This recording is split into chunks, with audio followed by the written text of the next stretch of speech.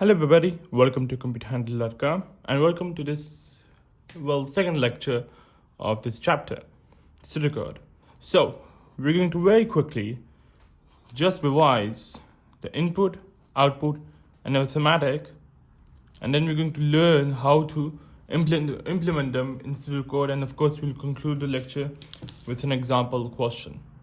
Alright, so the way we used to input in a flowchart was, of course, we used to use a parallelogram for an input or output, and we just used to say input a variable, let be the variable be x. All right, and then we used to say, hey,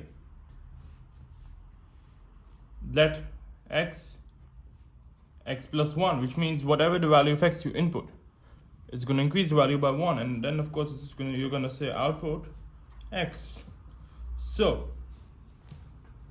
the word we use for input in pseudocode is the same, which is input. So if we want to start off with this sequence, all right, we'll say input x. All right, this is our pseudocode. This is line number 1, 2, 3, and so on. That's it. So our first line says input x, right? So it's going to input x. Then we're going to use the same technique by increasing the value by 1, the same way we used to assign the new old value of x incremented by the value of 1 to get the new value of x, which is on the left side, right? And then of course we can say output, and we even told you this before, that output means print in pseudocode. So we can say print x.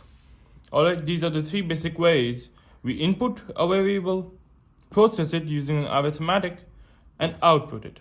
Of course, this process can either be a subtraction, or it can even be an addition, or let's say a multiplication with another variable. It's multiplying x with y. Of course, we haven't defined y here, but this is an example. All right. Now, in real, this pseudocode is incorrect. Before we actually input a value into the variable, we have to declare the variable itself. All right. Declare x. We need to let the program know that, yeah, x exists. This is not required in the flowchart. All right. It automatically recognizes by the initial declaration when we used to set it, if you remember. But here we have to manually declare a variable. All right, so this is something we're going to do in the next lecture. But for this lecture, just keep in mind that we input into a variable by simply using the word input x. Keep note, all the letters are capital. Then we have a process. There are no need for shapes anymore. Oh yeah, I forgot, this is a rectangle, it's a process. There are no need for shapes anymore. All right, here it's a simple process, and then we have an output, or you can say in pseudocode, print x. All right, and that's it for this lecture. We're going to start off with a declaration in the next lecture. Thank you very much for viewing at computerhandle.com.